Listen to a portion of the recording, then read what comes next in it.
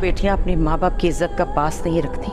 कि तो नींदें उड़ जाती, तुम कैसी माँ? मुझसे ना कुछ भी करके मुझे घर पहुंचा दे। घर जा, मैके में उनकी न गुंजाइश होती है न इज्जत। प्लीज कुछ करें। बेटियां जवान होती हैं तो माँ की नफरत के चक्कर में ममानी जान अपनी बेटी को दागदार कर बैठी। रजा इतना बड़ा फ्रॉड निकलेगा ऐना ने कभी सोचा भी नहीं था। वो अपने माँ बाप के सामने इस तरह मुकर गया जैसे वो ऐना को जानता ही नहीं। हमदान भी वहां पर चुपचाप खड़ा रहेगा।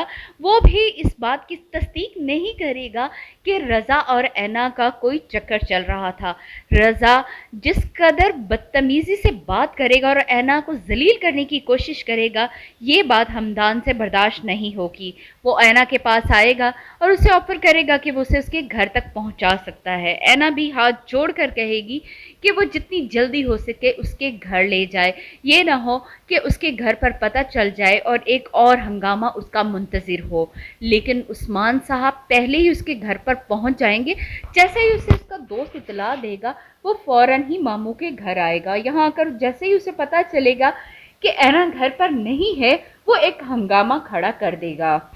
उस्मान और उसकी माँ को तो मौका मिल जाएगा कि किस तरह वो ऐना की माँ को जलील कर सकें। जिस तरह ऐना की माँ ने शादी से इनकार करने की कोशिश की थी, ये बात वो अभी भूली नहीं थी।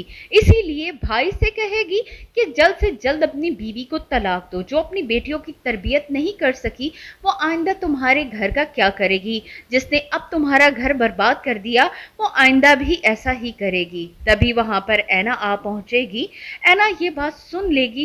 वो अपने बाप की मिन्नत समाजत करेगी, लेकिन उसका बाप इतने गुस्से में होगा कि वो यही चाहेगा कि ऐना जिस लड़के के साथ गई थी उसी लड़के के साथ वापस चली जाए। वो उसे हाथ पकड़कर बाहर निकालेगा और यहीं पर ऐना की ज़िंदगी का एक तल्ख बाब शुरू होगा।